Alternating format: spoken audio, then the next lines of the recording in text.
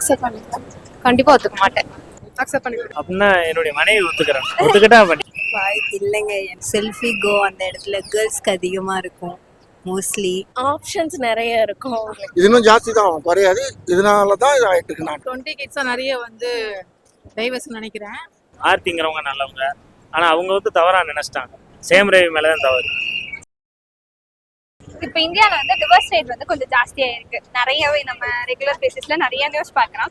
So எதனால divorce ஆகுதுன்னு நீங்க நினைக்கிறீங்க? லவ் மேரேஜ் பண்றவங்க தான் அதிகமாக டிவோர்ஸ் ஆகுதுன்னு சொல்றாங்க. பட் என்னுடைய ஒப்பீனியன் என்னன்னா, பொண்ணுங்களுக்கோ இல்லை பசங்களுக்கோ பொண்ணும் பையன் யாராக இருந்தாலும் காமன் ஒன்று தான். அவங்களுக்கு என்னவோ அப்போ பூர்த்தி செஞ்சுட்டு அப்புறமேட்டு ஃபியூச்சர்னு வரக்குள்ள செட் ஆகலைன்னு ஃபீல் பண்ணி டிவோர்ஸ் வாங்கிக்கிறாங்களோ அப்படின்னு எனக்கு ஃபீல் ஆகுது. இல்லை கல்ச்சர் மறந்துட்டாங்க, போயிடுச்சு. எல்லாத்துலேயும் ஃபியூச்சரிஸ்டிக்காக இருக்கணும்னு நினச்சிக்கிட்டு இதில் ரொம்ப ஃபார்வர்டாக இருக்காங்க.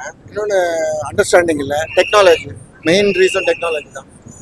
ஸோ அதனால தான் அவங்க வந்து அதுலேயே டைம் ஸ்பெண்ட் பண்ணுறது, ஒருத்தர் புரிஞ்சுக்காது, மூஞ்ச பார்க்குற மாதிரி இருக்குது. ஃபேமிலியை கவனிச்சிக்காது, ஹஸ்பண்ட் வந்தால் ஒய்ஃபை கவனிச்சிக்காது, ஒய்ஃப் ஹஸ்பண்டை கவனிச்சிக்காது, இந்த மாதிரி பிரச்சனை வரணும்னா இது இன்னும் ஜாஸ்தி தான் குறையாது. இதனால தான் இது ஆகிட்டு இருக்கு நான் நினைக்கிறேன். 20 கிட்ஸா நிறைய வந்து டைவர்ஸ் நினைக்கிறேன். அதுக்கு காரணம் என்னன்னா, நிறைய படிச்சிருக்காங்க, நிறைய சம்பாதிக்கிறாங்க, அவங்க தனியாக ப்ரைவசி இருக்கு, அப்புறம் அவங்களே டிசைட் பண்ணிக்கலாம், அதனால அவங்க எடுத்துதான் நினைக்கிறேன். பேர் வந்து லைஃப்ல என்ன மிஸ் அண்டர்ஸ்டாண்ட் ஓகே நம்ம இருக்கோன்றதுக்காக இருப்பாங்க. சில பேர் ஜஸ்ட் மூவ் ஆன் பண்ணிட்டு போறாங்க. நாட் ஓன்லி மேரேஜ் ஆனவங்க, இப்போ லவ்லேயே நீங்க பாத்தீங்கன்னா இப்போ யாருமே உண்மையா இருக்கிறது கிடையாது. சின்ன சண்டை வந்தாலே ஓகே வேணாம் நான் மூவ் ஆன் பண்றேன்.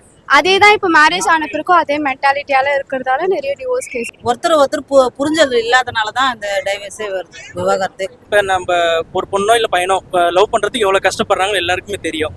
ஸோ அப்போ கஷ்டப்பட்டுட்டு இருக்கிறாங்க. அதுக்கப்புறம் கிடைச்சதுன்னொன்னே அதை யூட்டிலைஸ் பண்ண மறந்துடுறாங்க. ஸோ அந்த மாதிரி விஷயத்தினாலையும் டிவோர்ஸ் நடக்க வாய்ப்பு இருக்குது. பட் சில அண்டர்ஸ்டாண்டிங் ஒத்து போகாமையும் இருக்கலாம். ஸோ அது எப்படின்றது அவங்களுடைய இதை பொறுத்து இருக்கு. அவங்களுடைய ஆணும் பெண்ணும் மனசு ஒத்துமையா இல்லை, அதனால டைவர்ஸ் அதிகமாகுது. முன்னாடியும் அப்படிதானே இருந்தாங்க. முன்னாடியும் நிறைய பேர் அந்த மாதிரிலாம் இருந்தாங்க. பட் இப்பதான் நிறைய டிவோர்ஸ் காலங்கள் மாற்றம் அடையுது. கணவனுக்கு ஏற்ற மாதிரி மனைவி நடக்கல, மனைவிக்கு ஏற்ற மாதிரி கணவன் நடக்கல, அதனால அட்ஜஸ்ட் பண்ணி போக மாட்டாங்க. Okay, miss understanding. பேரண்ட்ஸ்க்கா ரொம்ப பேர் என்ன பண்றாங்க, அப்பா அம்மாவுக்கு பிடிச்சிருக்கு அதனால கல்யாணம் பண்றாங்க. அதுக்கப்புறம் அண்டர்ஸ்டாண்டிங் வந்தா ஓகே, அப்படி இல்லை அப்படின்னா டிவோர்ஸ்ல தான் முடியும். அவங்க சொல்ல முடியாத பர்சனல் லைஃப்ல இருக்கிற திங்ஸை வெளியே சொல்ல முடியாம அவங்க சின்ன சின்ன விஷயத்த பெருசாக்கி டிவோர்ஸ் ஆகுறாங்களோ அப்படின்னு எனக்கு தோணுது. டைவர்ஸ் ஆகுதுன்னா ரெண்டு மனசு ஒத்து போயிடுனா டைவர்ஸ் ஆகாது. அண்டர்ஸ்டாண்டிங் தான், வேற என்ன இருக்கு? Miss understanding. யாரும் விட்டு கொடுத்து போகாது. அட்ஜஸ்ட்மெண்ட் அதுக்குன்னு எந்நேரமும் அட்ஜஸ்ட்மெண்ட் பண்ணிட்டே இருக்க முடியாது. பார்ட்னர் ஈக்குவலா புரிஞ்சுக்கிட்டு இருக்கும். நீங்க என்ன? நானும் அதே தான் நினைக்கிறேன். Ego, misunderstanding. ஒருத்தர் ஒழுங்கா பேசிக்க மாட்டாங்க. மிஸ் அண்டர்ஸ்டாண்டிங்ஸ் அதிகமா லைக் ஒரு சின்ன பிரச்சனையா தான் இருக்கும். அது அவங்களுக்குள்ள ஒரு கோல்டு வார் மாதிரி போகும். சைலண்டா இருப்பாங்க, அதை பத்தி பேசிக்க மாட்டாங்க. ஈகோ இஷ்யூஸா இருக்கும், எதுவா வேணாலும் இருக்கலாம்.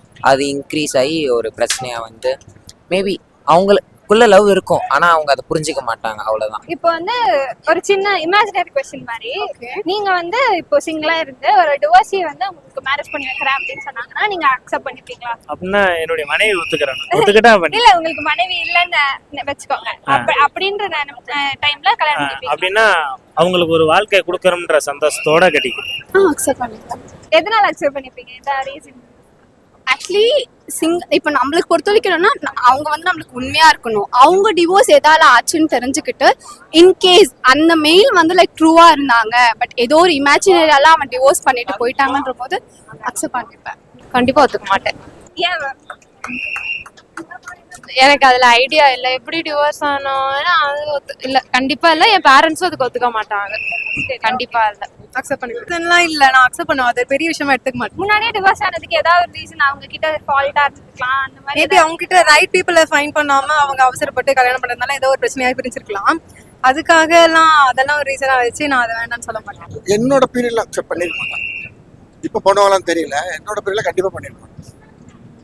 பண்ணிக்க மாட்டேன், அவாய்ட் பண்றது இல்லை. இப்போ செலிபிரிட்டிஸ்க்குள்ள நிறைய ஆகுது. ரீசன் வந்து வேற வேற மாதிரி சொல்லுவாங்க.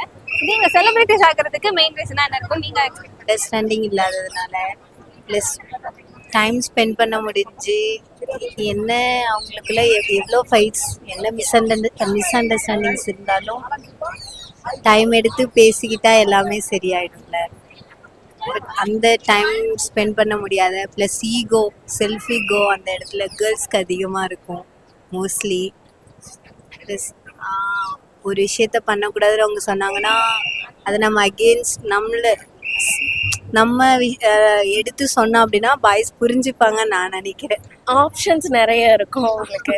நம்மளா இருந்தா ஜென்ரலா நம்மளுக்குள்ள வந்து எதுவா இருந்தாலும் சால்வ் பண்ணிக்கணும்னு பார்ப்போம். அவங்களுக்கு அந்த மாதிரி இல்லைல்ல. மேபி அதுவும் ஒரு ரீசனா இருக்கும். அது என்ன கான்செப்ட்னே எனக்கு தெரியல. திடீர்னு அவங்க என்ன சொல்றாங்க, ஜெயம் ரவி வந்து என்கிட்ட ஒய்ஃப்கே தெரிலன்றாங்க.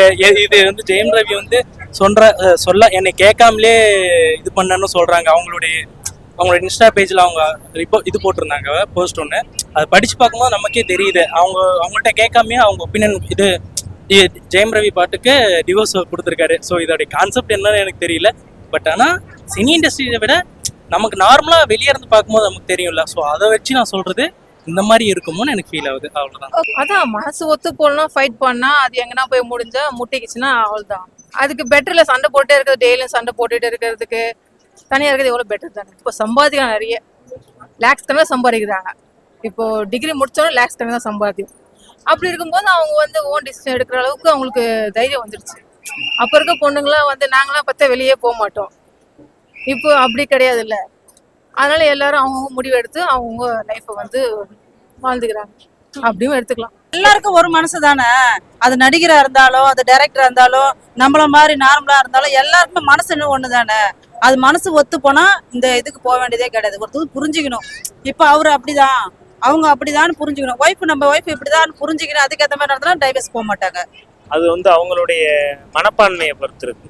ஒருத்தவங்க தவறான சூழ்நிலை சும்மா கூட கருத்து வேறுபாடு ஆகலாம். ஆனா வந்து அதெல்லாம் தவறான செயல். ஆர்த்திங்கிறவங்க நல்லவங்க, ஆனா அவங்க வந்து தவறா நினைச்சிட்டாங்க.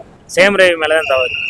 நார்மல் பீப்புள் லைஃப்ல இருக்கிற மாதிரி தான் அவங்களுக்கும் இருக்கும். அதனால சேம் ரீசனா இருக்கும்னு நினைக்கிறேன். ஓகே, மெனி ரீசன்ஸாக இருக்கலாம்.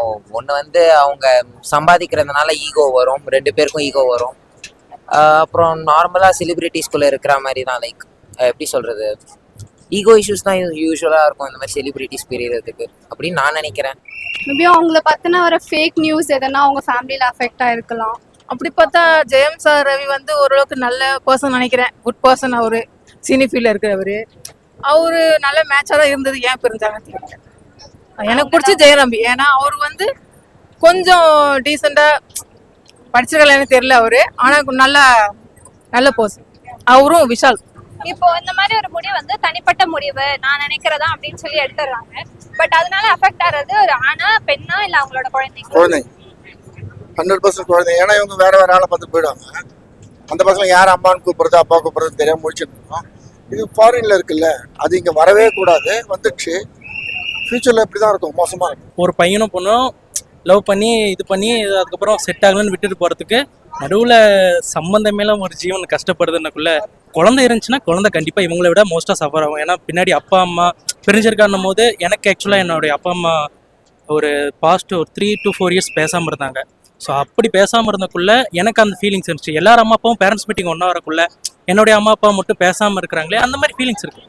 ஸோ அவங்க சின்ன வயசுலேருந்தே அந்த தாட்ஸ் வந்துருச்சுன்னா, இப்போ பழசில் அப்பா அம்மாலாம் 5-6 பிள்ளைங்களை வச்சுட்டு பேரம்பேத்தியெல்லாம் பார்த்துட்டு அவங்க கஷ்டப்பட்டு வளர்த்திருக்காங்க. ஆனால் இப்போ இருக்கிறவங்களாம் அப்படி கேர்லெஸ்ஸாக விட்டுட்டு போயிடுறாங்க. அது என்ன கான்செப்ட் தெரியல. கேட்டால் நான் 3 நாள் இவங்க கூடயும் 3 நாள் அவங்க கூடன்றாங்க. எனக்கு என்ன கான்செப்ட் எனக்கு தெரியல. குழந்தைங்க தான் பாதிக்கப்படுறாங்க. பெண்களும் அப்பாவும் இல்ல அம்மாவும் இல்ல, குழந்தைங்க தான் பாதிக்கப்படுறாங்க. 2 பேரும் தாங்க. 2 பேருக்கும் மனசு ஒன்று தானே. அவங்களுக்கு பிடிச்சிருக்கும் போது இருக்கிறாங்க, வேணாம் பிடிக்கல அப்படின்னும் போது தனியாக போயிடுறாங்க. அவ்வளோதான். பிடிச்சதுனால தானே கல்யாணம் பண்ணிக்கிறாங்க. பிடிக்கணும் யாரும் கல்யாணம் பண்ணிக்கணும். அதுல அவங்க லைஃப்ல இருக்க குழந்தைங்க அவங்களுக்கு மெயினா அதுக்கு தான் சொல்றேன். அதனால தான் அந்த 15 years போயிடுச்சுன்னு நினைக்கிறனால அந்த குழந்தைகளுக்காக மட்டும்தான். மோஸ்ட் ஆஃப் தெம் பர்சன் வந்து குழந்தைக்காக தான் பாக்குறாங்க. அதனால அப்படியே போயிட்டு லைஃப். அவங்க அப்பா அம்மா சேர்ந்து இருந்தா தானே குழந்தைகளுக்கு சந்தோஷம். 2 பேரும் பிரிஞ்சிருக்கையில அவங்க மனசு வேதனைப்படும்ல. அது வந்து பிஞ்சு குழந்தைகள் மனது தாங்காதுல. அது ஒரு கஷ்டம். ஆக்சுவலி 3 பேருமே அஃபெக்ட் ஆவாங்க. லைக் கேர்ள்ஸும் அஃபெக்ட் ஆவாங்க, பாய்ஸும் அஃபெக்ட் ஆவாங்க. பட் மேரிட் அப்படின்னு ஆன பிறகு லைக் சில்ட்ரன்ஸ் ரொம்ப அஃபெக்ட் ஆவாங்க. ஏன்னா சொசைட்டியும் சரி, அவங்க ஸ்கூல் காலேஜஸ் போகும்போது இன்னும் செலிபிரிட்டியாக இருக்கும்போது லைக் பாப்புலராக இருக்கும் போது என்ன அவங்க அப்பா அம்மா இப்படி ஆயிட்டாங்கன்ற போது பசங்களுக்கும் வந்து ஃபிசிக்கலாக அஃபெக்ட் ஆகும்ல, மென்டலி. குழந்தைங்க தான் அவங்க 2 பேருமே அதில் சஃபர் ஆகலை. உமன் தான் நான் நினைக்கிறேன். ஏன் சொல்றீங்க? ஆமா அவங்க வந்து ஃபர்ஸ்ட் எல்லா கேசஸ்லயுமே பார்த்துக்கிட்டா உமன் வந்து ஃபர்ஸ்ட் டிவோர்ஸ் தரலையே. எல்லாமே இந்த செலிபிரிட்டி இதுவே எடுத்துக்கோங்க, மென் தான் ஃபர்ஸ்ட் வந்து இன்ட்ரோடியூஸ் பண்றாங்க. அதை ஃபர்ஸ்ட் வந்து நான் டிவோர்ஸ் தரேன்னு சொல்றாங்க.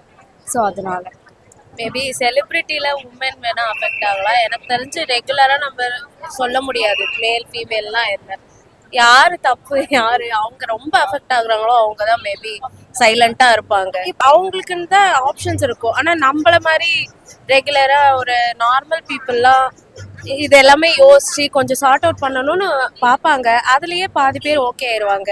மற்ற பேர் ரொம்ப ஒரு மாதிரி இருக்கவங்கலாம் வேற வழி இல்லை, போய் தான் ஆகணும். அது அஃபெக்ட் ஆகுறதுக்கு இவ்வளோ வந்து இருக்கிற டிவோர்ஸ்ல அவ்வளோ இப்போ இந்த செலிபிரிட்டிஸ்தே ஒரு 11-14 இயர்ஸ் மேரேஜ் கழிச்சு இப்போ டிவோர்ஸ் பண்றாங்க. நம்மளாம் ஏமாத்திரம். அவங்களுக்கு இருக்கிறது வந்து சொசைட்டில ஒரு பெரிய இமேஜ் இருக்கும். அவங்க ஒரு ஸ்டெப் எடுக்கணும்னாலுமே ஒரு நிறைய டிசிஷன் எடுக்கணும், என்னென்ன நமக்கு பேக் ஃபயரா. அவங்களே இவ்வளோ வருஷம் கழிச்சு இப்போ பண்றாங்க. அப்போ நம்மளாம் ஏமாத்திரம். அஃபெக்ட் ஆகுறது அவங்களும் எடுக்கிறவங்களும் சரி, அவங்களோட பார்ட்னரும் சரி, அவங்களோட ஃபேமிலிஸும் சரி, எல்லாருமே அஃபெக்ட் ஆவாங்க. ஏன்னா எல்லாம் பேசி அவங்களுக்கு ஒருத்தர் புரிஞ்சுதான் லவ் பண்ணுறாங்க, அதுக்கப்புறம் தான் அவங்க பிரியிறாங்க. ஸோ எப்படி இருந்தாலும் ஹர்ட் ஆகும். அது ஒவ்வொருத்தவங்களை பொறுத்து இருக்கு.